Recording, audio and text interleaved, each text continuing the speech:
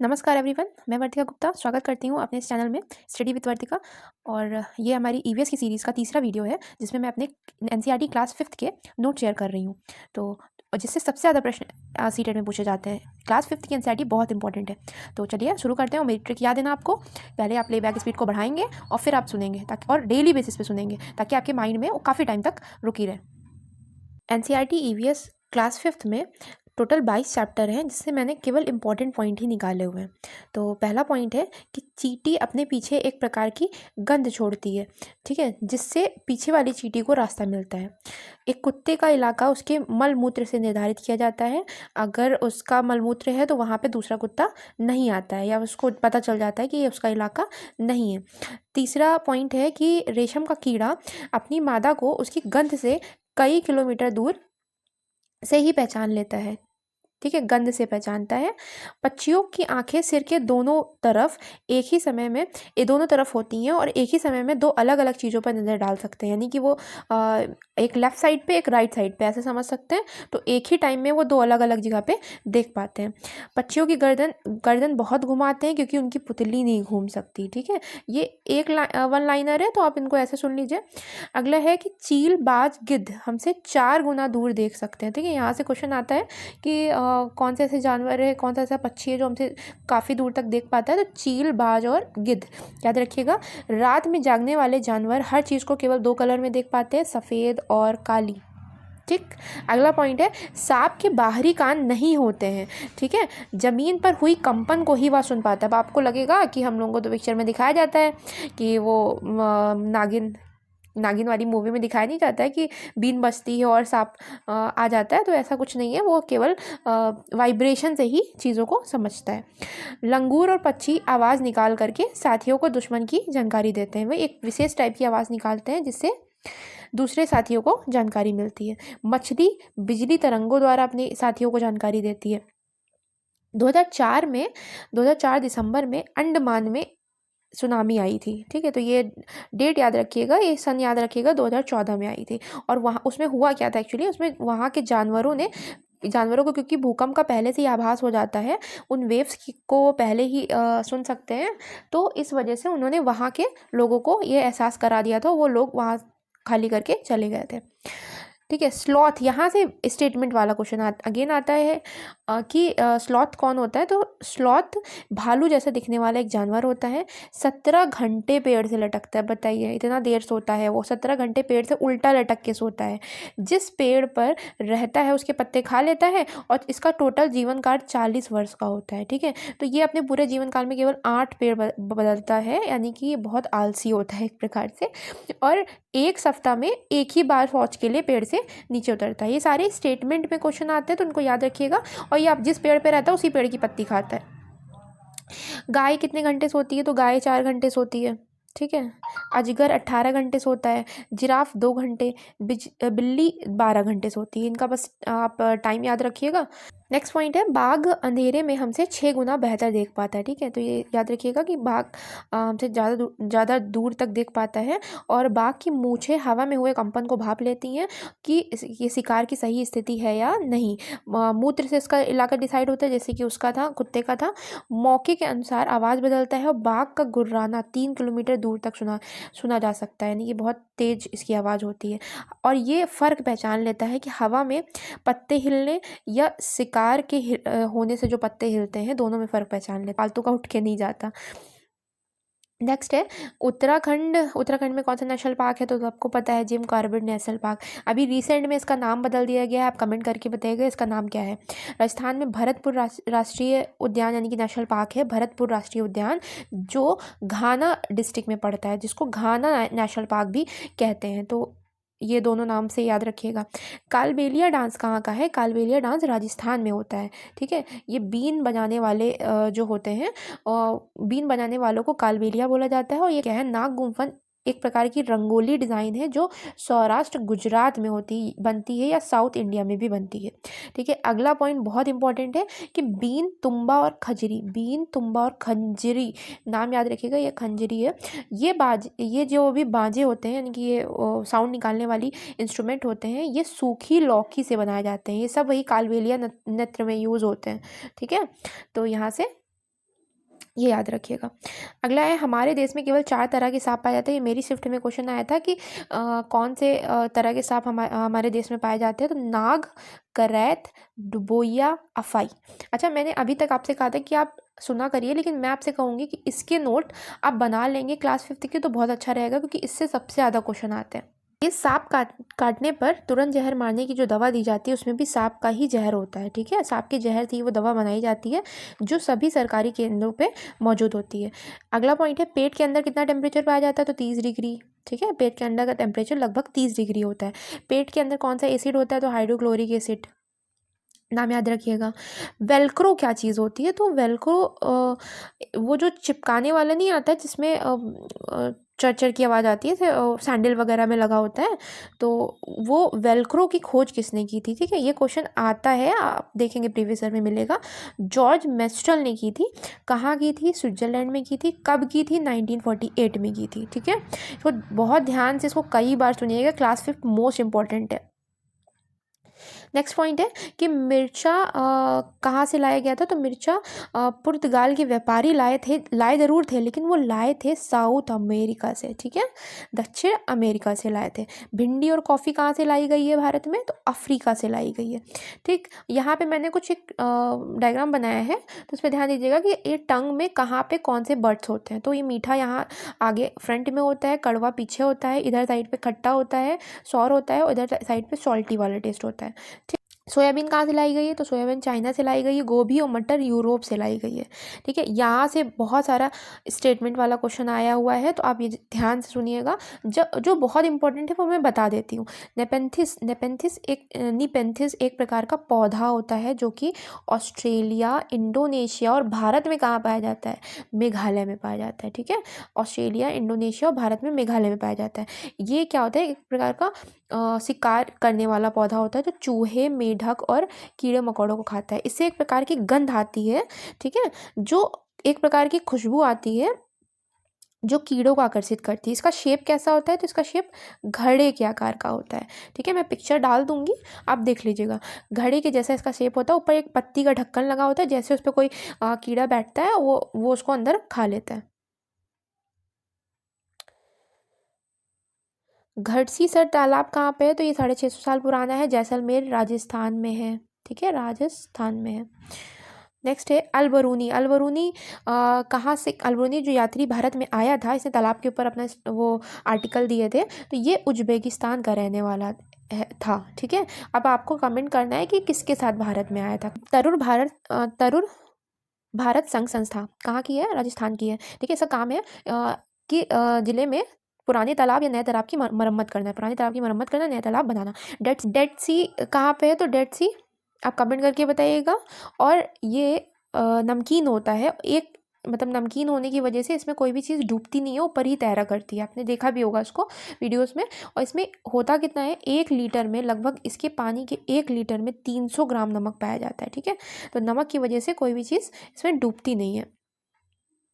Next point है कि दांडी मार्च। दांडी मार्च कब हुआ था। तो दांडी मार्च 1930 में हुआ था। इसमें महात्मा गांधी साबरमती आश्रम से दांडी पहुंचकर उन्होंने नमक कानून तोड़ा था, यानी कि उन्होंने नमक बनाया था। ठीक है, इसकी इजाज़त नहीं थी, लेकिन उन्होंने नमक कानून तोड़ा था, और इसी मार्च को ही दांडी मार्च बोला जाता है। मलेरिया के बारे में यहाँ से भी फिर स्टेटमेंट वाले क्वेश्चन काफ़ी आए हुए हैं कि मलेरिया किस मच्छर से होता है। तो एनोफिलीज मच्छर से होता है। मादा एनोफिलीज मच्छर से होता है, फीमेल एनोफिलीज मच्छर के काटने से होता है। ये पैरासाइट है एक प्रकार का। इसमें क्या होता है, ठंड लगकर कपकपी के साथ बुखार आता है। और जो मैंने लास्ट वीडियो में आपसे क्वेश्चन पूछा था किसकी छाल मलेरिया में काम आती है, तो आपको आंसर यहाँ मिल जाएगा। सिनकोना पेड़ की छाल मलेरिया की दवाई बनाने के काम आती है। ठीक है, नेक्स्ट पॉइंट है एनीमिया। एनीमिया एक बीमारी होती है जो हीमोग्लोबिन की कमी के कारण हो जाती है। इसमें हमको क्या खाना चाहिए, हरे पत्तीदार सब्जी खानी चाहिए। क्या खानी चाहिए, हरे पत्तीदार सब्जी।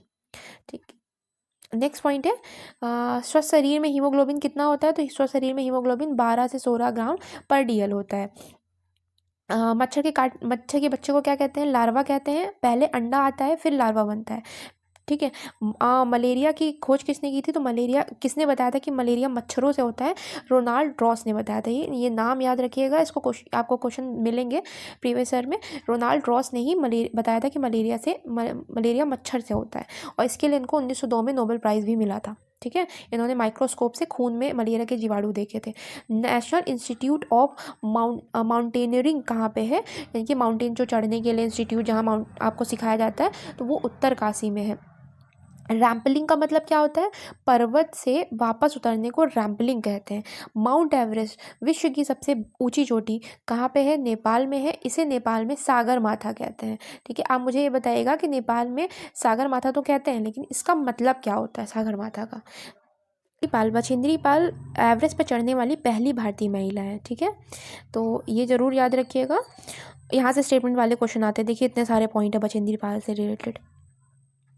ये कब इन्होंने कब चढ़ाई की थी, तो 23 मई 1984 को इन्होंने चढ़ाई की थी। कब पहुंची थी माउंट एवरेस्ट चोटी पे, 1:07 PM पे पहुंची, तो लगभग 43 मिनट तक रही थी। ये संसार की 5वीं ऐसी महिला है जो एवरेस्ट पे चढ़ाई कर पाई थी। ये कहाँ की रहने वाली है, गढ़वाल उत्तराखंड के नाकुरी गांव से बिलोंग करती हैं। इन्होंने नेशनल इंस्टीट्यूट ऑफ माउंटेनियरिंग से ट्रेनिंग ली थी। इनके गाइड कौन थे, इनका नाम याद रखिएगा, ब्रिगेडियर ज्ञान सिंह। ठीक है, नेक्स्ट पॉइंट है गोलकोंडा। गोलकोंडा की जो इमारत है वो हैदराबाद में है। ठीक है, और बाहरी दीवार पे इस पे 87 बुर्ज हैं। और ये किन शासकों द्वारा बनाया गया था, तो कुतुब शाही सुल्तानों का शासन रहा था, उन्होंने इसको बनाया था। कब से कब के बीच में, 1518 से 1687 के बीच में। नेक्स्ट है आइजैक एसिमोव लॉन्गमैन ने कौन सी बुक लिखी थी, how we found the earth is round. हमको कैसे पता चलता है कि अर्थ राउंड, ये उनकी बुक है। ये आया नहीं है लेकिन मैंने डाल दिया क्योंकि मुझे लगा कि इम्पोर्टेंट हो सकता है।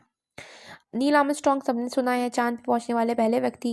कब पहुंचे थे, 1969 में पहुंचे थे। अब सुनीता विलियम से भी स्टेडियम वाले क्वेश्चन बहुत आते हैं। तो सुनीता विलियम पहले हेलीकॉप्टर पायलट थी, फिर इनको अंतरिक्ष जाने का मतलब इंटरेस्ट था, तो इसलिए इन्होंने अंतरिक्ष यात्री की पढ़ाई की और फिर अंतरिक्ष यात्री बनी। अंतरिक्ष में सबसे लंबे तक समय तक रहने वाली महिला है ये कब गई थी अंतरिक्ष, 9 दिसंबर 2006 को गई थी। जमीन के अंदर जो तेल होता है वो गहरे रंग का गाढ़ा बदबूदार होता है। उसको रिफाइन करके, यानी कि उसको रिफाइनरी में भेज करके इससे कई सारे पदार्थ निकाले जाते हैं, जैसे kerosene, diesel, petrol, engine oil, LPG का फुल फॉर्म होता है लिक्विफाइड पेट्रोलियम गैस, मोम, कोल, तार, ग्रीस, ये सारी चीज़ें मिलती हैं। लद्दाख के बारे में, लद्दाख से भी कई सारे पॉइंट आते हैं। लद्दाख में कोल्ड डेजर्ट पाया जाता है, ठंडा रेगिस्तान, बारिश बहुत कम होती है, घर पत्थरों के होते हैं। घर की एक और विशेषता बता दें कि जनरली ये लोग ऊपर घर में रहते हैं और नीचे वाले फ्लोर पे ये जानवरों को रखते हैं। चांगपा कौन है, तो चांगपा वहाँ के घुमंतू लोग होते हैं जो एक जगह नहीं टिकते हैं, भेड़ बकरी के झुंड को घुमाते रहते हैं।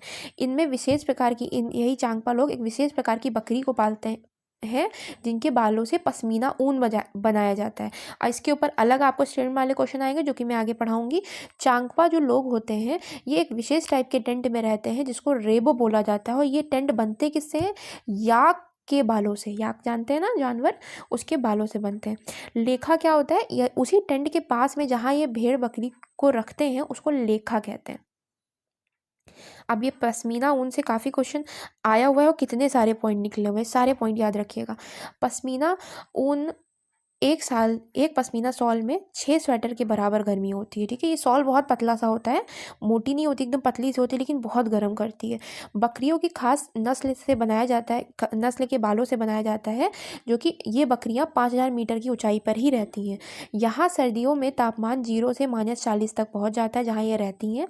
इस सर्दी से बचने के लिए जो बाल आते हैं, इनके बाल सर्दियों में आते हैं और गर्मी में झड़ जाते हैं। ठीक है, ये बाल बहुत पतले होते हैं, ये इतने पतले होते हैं कि लगभग इनके 6 बकरी के बाल हमारे सिर के एक बाल के बराबर होता है।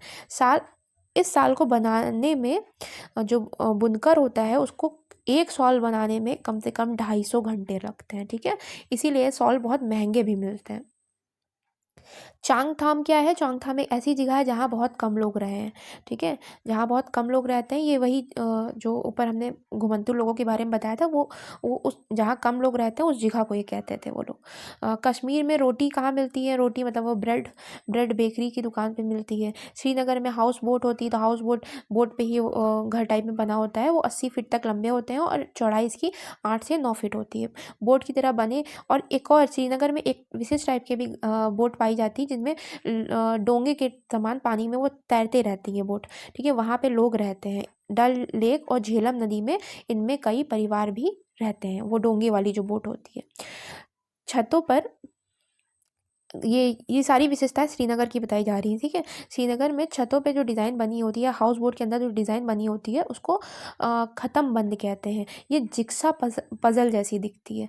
ये एक लाइन में क्वेश्चन आएगा, स्टेटमेंट में भी आता है तो आप कर लेंगे अगर आप इसको बार बार सुनते हैं तो, या फिर नोट्स बनाते हैं तो। पत्थरों को काट कर घर बनाया जाता है, कहाँ पे, फिर श्रीनगर की बात की जा रही है। और छत ढलवा होती है क्योंकि बर्फ़ वगैरह पड़ती है। और पुराने घर में जालीदार खिड़कियाँ बनती हैं, जो जालीदार खिड़कियाँ देखा होगा पुराने घरों में बनी होती हैं, उसको डब बोलते हैं वहाँ पे, उसकी आम भाषा में। बकरवाल जनजाति, ये कंपटीशन में भी, कंपटीशन एग्जाम में भी पूछा जाता है कि बकरवाल जनजाति कहाँ की है, जम्मू कश्मीर की है।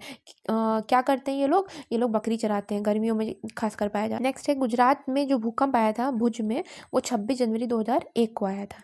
गर्म हवा हल्की होकर के ऊपर उठती है और ठंडी हवा भारी होकर के नीचे आती है। याद रखिएगा, यहाँ से भी क्वेश्चन बहुत आया है कि झारखंड की भाषा कौन सी है, कुडुक। झारखंड में कौन सी भाषा बोली जाती है, कुडुक भाषा बोली जाती है। और उसी कुडुक भाषा में जंगल को क्या कहते हैं, तोरांग कहते हैं। बास्केटबॉल गेम में कितने प्लेयर होते हैं, तो 5 एक्टिव प्लेयर होते हैं।